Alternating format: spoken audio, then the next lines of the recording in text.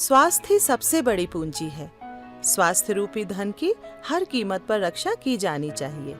कहा भी तो गया है, एक तंदुरुस्ती हजार नियामत। दुनिया में ऐसी कई बीमारियां हैं जो अक्सर चर्चा का विषय बनी रहती हैं।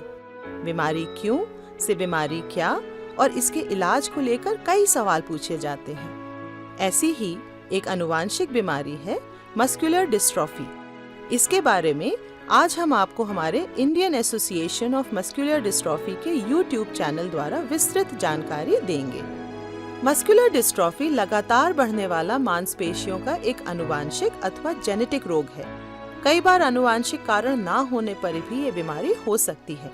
ऐसा जीन म्यूटेशन की वजह से होता है। ये परिवार में एक से अधिक बच्चों को भी हो सकती है।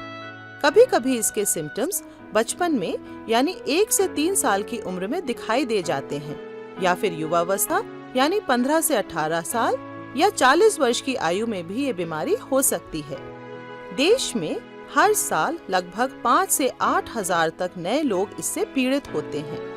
मुख्य रूप से मस्कुलर डिस्ट्रॉफी 9 बड़े प्रकार की होती है। इसके प्रमुख लक्षण कुछ इस प्रकार के होते हैं: एड़ी उठाकर चलने लगना, पिंडलियों का मोटा होना, जमीन पर बैठ के घुटनों का सहारा लेकर उठना, चलते चलते अचानक गिर जाना, सीढ़ियां चढ़ते समय दीवार अथवा रेलिंग या घुटनों का सहारा लेना, धीरे धीरे मांसपेशियों का कमजोर होते जाना, कंधों का पीछे की तरफ गिरना, रीढ़ की हड्डी का अंदर की तरफ मुड़ जाना, टांगों के ऊपरी हिस्सों की मांसपेशियों का कमजोर हो जाना, पेट का आगे की तरफ निकल जाना।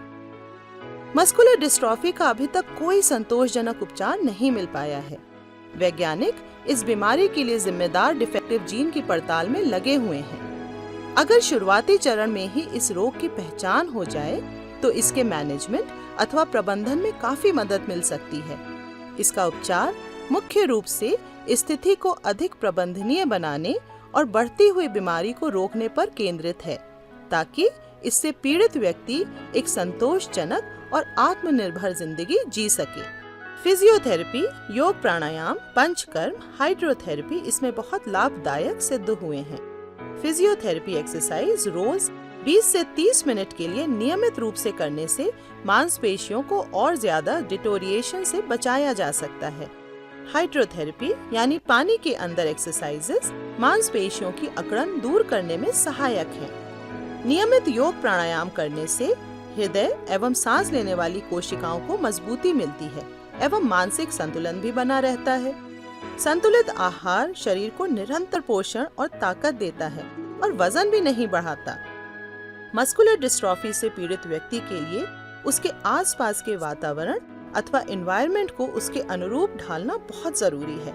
पेशेंट के रोज इस्तेमाल में आने वाली चीजों को उसके हिसाब से ढाल दिया जाता है ताकि उसे कोई परेशानी ना हो। इसमें ऑक्यूपेशनल थेरेपिस्ट की मदद ली जा सकती है।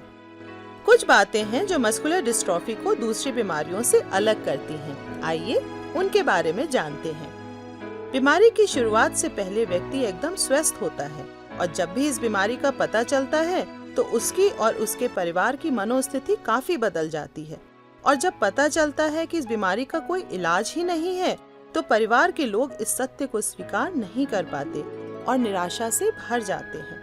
बीमारी का पता चलने के बाद पेशेंट का भी अपनी स्थिति से समझौता कर पाना आसान नहीं होता, क्योंकि यह बीमारी समय के साथ बढ़ती जाती है और व्यक्ति अपने रोज के कामों के लिए भी दूसरों पर निर्भर हो जाता है। उसको अपना सारा भविष्य अंधकार में लगता है और उसे ये समझा पाना कि इस बीमारी के बावजूद भी वह अपने सपने साकार कर सकता है आसान नहीं होता।